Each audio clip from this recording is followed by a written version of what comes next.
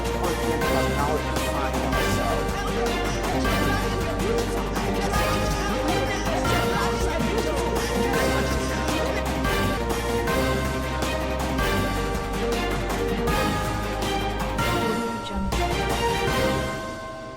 In the news, International Women's Day, NLC kicks against gender-based violence in workplaces.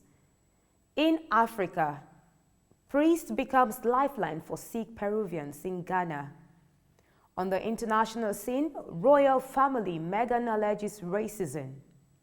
In business, crude oil price hits $71.28 on OPEC decision. And in sports, Team LeBron wins NBA All-Star Game. Details shortly.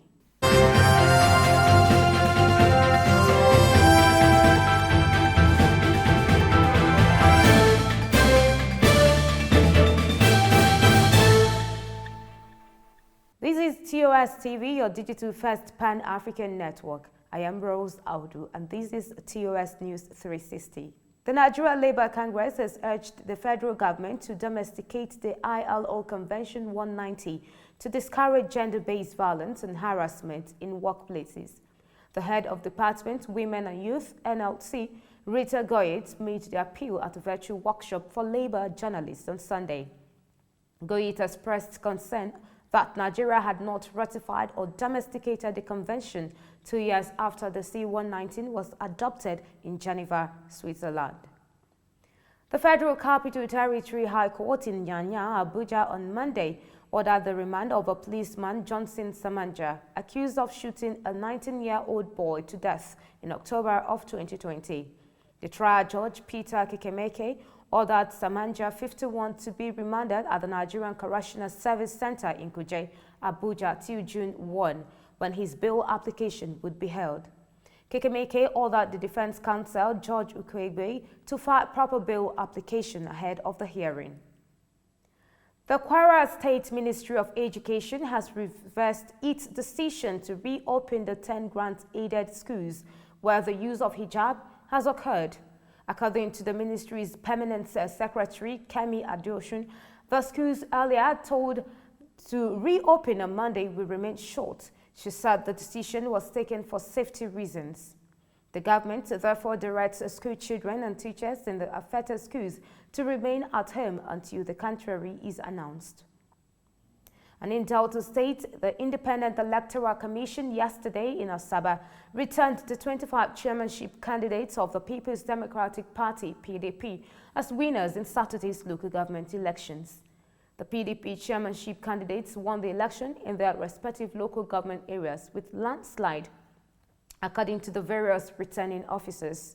The Independent Electoral Commission chairman in Delta State, Mike Obodu, said the election was conducted in observance of COVID-19 protocols, adding that the exercise was generally peaceful. This is your digital first Pan-African network, or TOS TV network. You're watching TOS News 360. Up next is developments across Africa. After the break, do stay tuned.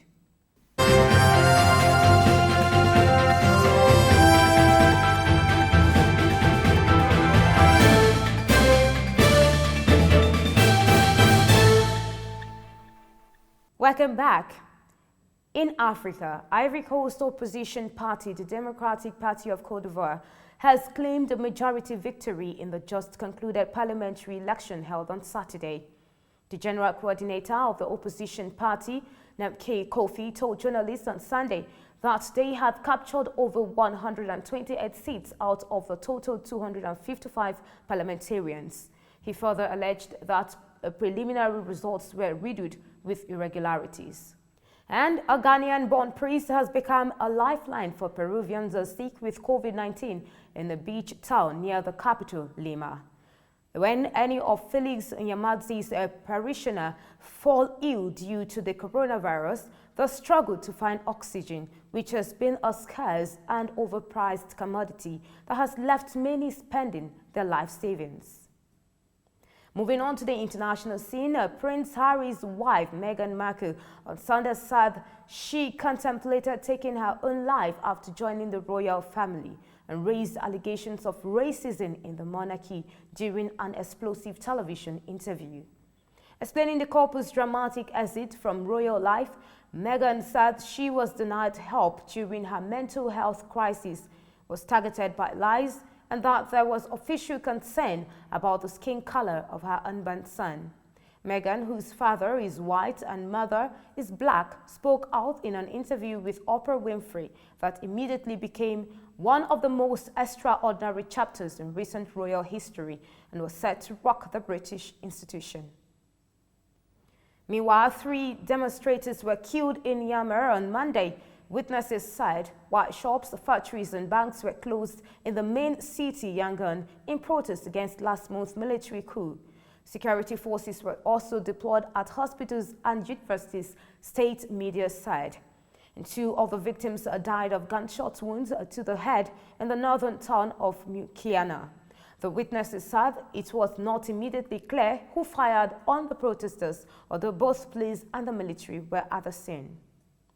You're still watching TOS News 360 on your digital first Pan-African News Network, TOS TV. Up next, business, health and sports.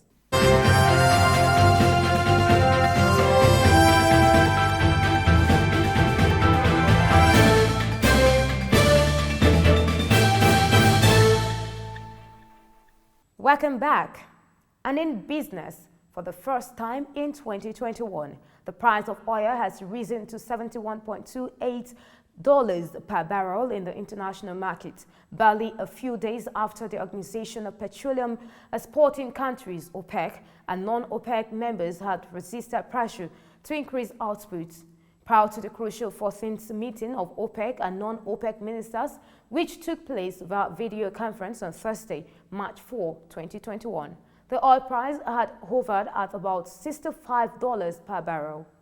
But close monitoring of the market showed that the price, fueled by the continued removal of excess supply, started surging towards $70 before hitting the current level on Monday, March 8, 2021.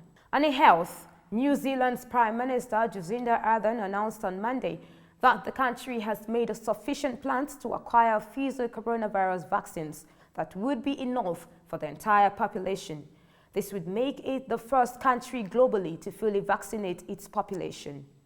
The safest option to protect you and your family is to be vaccinated. We know we need to do all we can do to make that as easy as possible. So I am very pleased to announce that today we have signed an advance purchase agreement with Pfizer for an additional 8.5 million doses of the vaccine. The extra doses will be enough to vaccinate 4.25 million people, Ardern said. And in sports, Victor Osimhen marked his return to Napoli's side with a goal in their 3-1 home win against Bologna in Sunday's Serie A fixture. This is his first goal since 8th November. In the Netherlands, Ajax is still top of the league thanks to its win against FC Groningen 3-1, with Ivorian international netting his 6th goal in 10 games this season.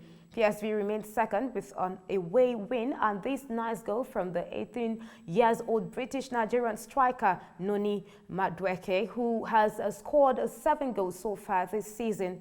Meanwhile, in Qatar, Al Saad won the league this weekend for a record 15th time.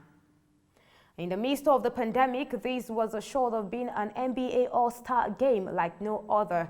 The stands were mostly empty. The crowd noise was largely piped in.